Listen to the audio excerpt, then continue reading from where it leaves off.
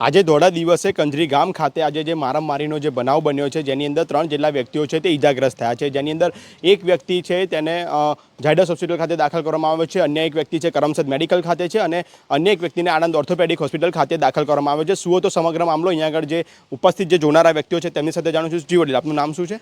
મહેન્દ્રસિંહ અમરસિંહ સાદિયા। મહેન્દ્રસિંહ, શું બનાવ બન્યો હતો અને શા માટે મારામારીના દ્રશ્યો સર્જાયા હતા? હું ઘરમાંથી બહાર નીકળ્યો ત્યારે 2-3 મલેકો હાથમાં ચક્કો લઈને અને દંડા લઈને અહીં કરાયા। એ સીધા 2-3 જણા ચક્કો મારી દીધો। એક અહીં પેટમાં માર્યું, એક હાથમાં મારી દીધું, એક પાછળ મારી દીધું પેલા ભાઈને। આ મામલો ક્યાંથી શરૂઆત થઈ આની અને કેવી રીતના થયું એ કશું ખબર છે આમાં? એટલે લગભગ 3 વાગ્યા પહેલાં આજુબાજુ બનાવ બનેલો છે।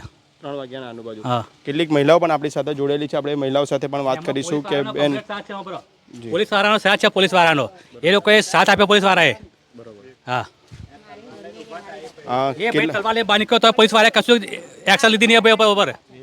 હા, એ ભાઈ મારનારો ભાઈ ખરો ને તલવાર લઈને બહાર નીકળ્યો તોય પોલીસવાળાએ એને એક શબ્દ કહ્યો નહીં કે ભાઈ તું કેમ તલવાર લઈને બહાર નીકળ્યો છો। એટલે પોલીસવાળા સાથ હશે તો જ આ માથાકૂટ થાય હમણાં। હા, આપણી સાથે બીજા કેટલાક મહિલાઓ છે। કોણ હતું બેન? તમે જો શું હતું બેન, શું મામલે થયું, કેવી રીતના થયું? ઉતરીને તો એ 3 જણા છે તો એમથી આયા, એકની માટે એકના હાથમાં એ હતું ધાર્યું, એકના હાથમાં લાકડી હતી અને એકના હાથમાં છરો હતો, ખંજર, 2 ખંજર હતા। તો જેવા આયા ને એવો આ છોકરો આવતો હતો સીધો આ એવા સીધા ખોસી જ દીધા ને માથામાં લાકડીઓ મારી। પછી જો બીજો અથવા જે એનો તો કોઈ વાકત નહોતો એને બી ખંજર મારી દીધા। પછી છોકરાના કાકા પડ્યા વચ્ચે તો એમને બી પાછળ ખંજર મારી અને લાકડી બી મારી। એટલે હું તો એક જ કહું છું કે પોલીસવાળા વચ્ચે હોવા જ જોઈએ। એ હતા અને એ લોકો ધારીઓ લઈ નીકળ્યા તો એમને કેમ રોકવાની એ નથી કે ઉભા રહો, તમે કઈ જાઓ છો? તો એ લોકો હતા બેન? એ કેટલા લોકો? 4 જણા હતા।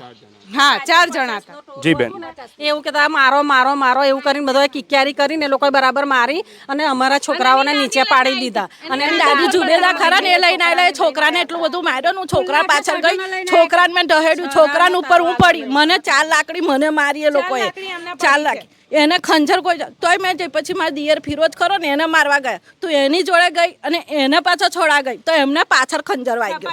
અને પડનારો છોકરો જે મારો હતો ને, જો આ બેન ઉપર ના પડ્યા તો મારા છોકરાને મારી જ નાખત। અત્યારે સિરિયસ છે મારો છોકરો। બેન, આ મામલો ક્યાંથી ચાલુ થયો કશું ખબર? એ નાની કઈ બોલાચાલી થઈ હતી બપોરે, એમાં બધું શાંત થઈ ગયું, સમાધાન થઈ ગયું, પછી છનામના આવીને ઘા કર્યો છે આ લોકોએ। એમની બૈરીઓ એ છોકરાની દાદી અને એની મમ્મી લઈને આવે, આ ગર્યું આ છોકરા રહ્યા એમ કરી અને લઈને આવીને અમારો છોકરો ખાલી હાથે ચકલામથી બહાર નીકળતો હતો અને બધા ફરી વાયરા 2-4 જણોને અહીં મારીને નાખી દીધા એ લોકો નીચે। એ છોકરાને એમ ઢહેરીને ખંજર મારે ને તો મેં એને એમ ઢહેર લીધો અને મેં એની ઉપર પડી તો મેં એમને મારું હોવ નહીં વિચારી, મને 3-4 લાકડી એમને મારી। જે પ્રમાણે અત્યારે આક્ષેપ પ્રત્યાક્ષેપ થઈ રહ્યા છે, અત્યારે જે પ્રમાણે કહેવાઈ રહ્યું છે કે અત્યારે છોકરો મારી ગયો છે એ લોકોને માર્યા છે, પોલીસવાળાથી કશું ના થતું હોય તો એમને અમને આપી દો, અમે મારી નહીં, અમને આપી દો, બૈરાનો આપી દો। જે પ્રમાણે અત્યારે માહોલ આક્ષેપ પ્રત્યાક્ષેપ થઈ રહ્યા છે, અત્યારે જે પ્રમાણે લોકોની અત્યારે જે માંગ ઉઠી રહી છે કે અત્યારે કે અમને ન્યાય મળે। જે 3 વ્યક્તિઓ જેટલા છે આની અંદર ઈજાગ્રસ્ત થયા છે સમગ્ર મામલાની અંદર, અને જે મારામારીનો જે બનાવ હતો હું ફરીથી બતાવવાનો પ્રયત્ન કરીશ કે આ જ ગલીની અંદર મારામારીનો જે દ્રશ્ય છે તે સર્જાયા હતા। અત્યારે ચુસ્ત પોલીસ બંદોબસ્ત છે તે અત્યારે ખડકી દેવામાં આવ્યો છે। સમગ્ર મામલે અત્યારે ખેડા પોલીસ છે એ ઘટના સ્થળે આવી પહોંચી છે અને જે ખેડા પોલીસ છે ત્યાં આગળ આવી છે। આ જગ્યા ઉપર છે એ ઘાતક હત્યારોથી ક્યાંક મારામારીના દ્રશ્યો છે તે સર્જાયા હતા। મને શું મામલો હતો, શા માટે આ મારામારીનો બનાવ હતો, એ અહીંયા આગળ પ્રત્યક્ષ જેણે એક વ્યક્તિએ જોયું છે તે વ્યક્તિ આગળ ઉપસ્થિત છે, આપણે તેમની સાથે વાત કરીશું। જી, આપનું નામ શું છે? સુનિલભાઈ। સુનિલભાઈ, શું મામલે જે મારામારી બનાવ હતો, કેટલા લોકો મારામારી કરવામાં આવ્યા, શું હતો સમગ્ર મામલો, કેવી રીતના મારામારીનો બનાવ ચાલુ થયો, શું હતો મામલો? કંઈક નાની એવી બાબત હતી 2 છોકરાની। એમાં હવે આ 2 જે શખ્સો મારી ગયા છે હતા બહારના, એક ભાઈ લગભગ પીળો જબ્બો પહેર્યો છે અને એક ભાઈ બ્લુ ટી શર્ટ પહેરી છે, પટ્ટાવાળી ટી શર્ટવાળા ભાઈ ઘા કર્યો છે છરાથી, બસ। અને કેટલા હથિયાર એ લોકોના હાથમાં હતા અને કેટલા લોકો નીકળ્યા ઘડે હાથમાં કશું જ નહોતું, એમના ખિસ્સામાં તો ખબર ને હાથમાં કશું જ નહીં, એમને મજા આવ્યા હતા। બરોબર છે। અને એમની જોડે એક જે ભાઈ જે છોકરા જોડે ઝઘડો હતો એ ભાઈને લઈને નીકળ્યા હતા એ લોકો કે એનું ઘર બતાવે એમ, એ છોકરાએ ઘર બતાવ્યું। બરોબર। ટોટલ આ બાબતમાં કેટલા વ્યક્તિઓ ઈજાગ્રસ્ત થયા છે આની અંદર? 3 વ્યક્તિઓ। 3। અને કેવી પ્રકારની ઈજા છે ત્રણેય વ્યક્તિઓને? ઈજા જોઈએ નહીં, ઈજા ગંભીર છે, બરોબર છે. એક ભાઈને પેટમાં વાગ્યું છે, એક ભાઈને પીઠમાં પાછળ વાગ્યું છે અને બીજા ભાઈને વાગ્યું છે પેટમાં, જી ખંજર વાગ્યું છે. બરોબર છે. અને એ લોકો કેટલા વ્યક્તિઓ હતા ટોટલ એ લોકો એ ખબર છે કશું? મારનારા આઈ થિંક 3-4 હતા.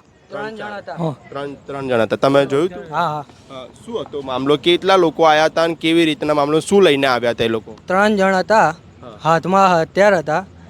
પહેલા કાઢ્યા નતા, પછી પાછળ એમને હથિયાર કાઢ્યા અને એ છોકરો જેવો ફરિયામથી બહાર આવતો હતો એવો જ સીધો એને મારવામાં અટેક કરી દીધો એની પર એમ. બરોબર છે. અને બીજા જે અન્ય વ્યક્તિઓ હતા એમને કેવી રીતના માર્યો એ બધું? એટલે જે આવતું હતું ને વચ્ચે છોડાવવા હતા એ બધાને માર્યા છે. જે આવતા ને એક છોકરો બીજા એક છોડાવવા હતા એમ જતો હતો ફરિયાની બહારથી, એ છોકરાને પેટમાં ગાળી દીધું અને આંતરડા બહાર આવી ગયા છે. એ અત્યારે કરમસદ છે. અને એક છોકરો અહીંયા આગળ છે, એ અત્યારમાં થોડુંક સિરિયસ ટાઈપ છે. એ લોકો ક્યાંના હતા આરોપી, એવું કશું જાણવા મળ્યું છે? એ આરોપી પેટલાદ સાઈડના હતા એવું સિલવાઈ સિલવાઈ ગામ. હવે તમારી શું માંગણી છે હવે, કે તમે કયા પ્રકારની માંગણી કરો છો? હવે તમારી શું માંગ છે કે કયા પ્રકારનો કેસ? લઈને કોણ આવ્યું હતું? એ જે છોકરા જો કકડાટો, એ છોકરાની મમ્મી લઈને આવ્યા હતા. જુબેદા નામ છે એમનું. બરોબર છે. એ લઈને આવ્યા હતા, એમના ભાઈઓ હતા, બરોબર. મામા થાય એટલે છોકરાના એમ. બરોબર. એટલે એ લોકોએ આવીને સીધા છોકરાને લઈને આવ્યા એમના અને કીધું કે છોકરાનું ઘર બતાય. આગળ આવો કોઈ બનાવ બન્યો છે પહેલા કશું ગામમાં? ના ના ના ના, આવું નહીં બને. આવું કશું નહીં બન્યું. આવું કશું નહીં બન્યું. હવે તમારી શું માંગ છે તમારા લોકોની? અમારે તો સજાપાત્ર થાય, શું? બધા 307 લાગે અને સજાપાત્ર થાય. આજે આ લોકો ઘરમાં આવીને લેડીઝ એકલા હતા અને એ લોકો છોકરો બહારને આવ્યા, એ લોકો બહારના આવીને મારી જાય તો કાલે ઉઠી ગામના લોકોનું શું? એ આતંકવાદી કહેવાય ને, એ ભાઈ આતંકવાદી જ કહેવાય ને. બહારથી લાયા, બહારથી એ લોકોને મારવા આવ્યા, એમાં એ ભાઈ ધાર્યું પણ લઈને લેડીઝ બે છોકરાને વાગ્યું ને તો છોકરાને પકડી રાખ્યો તો લેડીઝને મારતા એ તો પાછળ આવીને કોકે હાથ ખેંચી લીધો ને એમાં લેડીઝ બચી ગયા, બાકી લેડીઝને ઈજા થાય. પોલીસ પ્રશાસન જોતું હતું કે એ લોકો તલવાર લીધી છે, એ લોકો એ જોયું છે. એ લોકો અમે એમના ફરિયામાં એ લોકોને પાછળ અમે ગયા તો એટલે તલવાર લઈને ફરે છે, પણ પોલીસ પ્રશાસન કશું જ એક્શન નહીં. અને અમને ઉપરથી દંડા માર્યા, અમારા છોકરાઓને કેટલા લોકોને દંડા માર્યા, એ ખોટી રીતના અમને જ હેરાન થયા છે એવું મતલબ થયો છે આ વસ્તુ. એટલે જેને ઈજા કરી એને કશું ને, એને કેવું કે તલવાર લઈને એવું ફરિયામાં ફરતો હતો એના. અને અમે લોકો અહીં ભાઈ જતેલા જ કોઈને જવા નહીં દે, બધાને દંડા માર્યા, બે છોકરાઓને દંડા માર્યા છે. એટલે હવે આ પોલીસ પ્રસંગ શું કરે એ અમને ખબર નહીં પડતી. એ અમારા જ એ છે કે પછી આ લોકો એ લોકો બાજુ છે એમ. જે પ્રમાણે અત્યારે કહેવાય રહ્યું છે કે અત્યારે આક્ષેપ પ્રત્યાક્ષેપ થઈ રહ્યા છે, પરંતુ જે 3 વ્યક્તિઓ છે મોટાભાગે ઈજા થયા છે, જેને એક વ્યક્તિને ઝાયડસ હોસ્પિટલની અંદર દાખલ કરવામાં આવ્યો છે, ત્યારે એક વ્યક્તિને જે પેટમાં ઈજા થઈ છે તેને કરમસદ મેડિકલ ખાતે અત્યારે દાખલ કરવામાં આવ્યો છે. બસ આજ બાબત ઉપર સતત અપડેટ માટે અમારી સાથે જોડાઈ રહ્યો છો. કેમેરામેન અક્ષિત પટેલ સાથે હું છું મના નિંગુ, અર્બન ગુજરાત.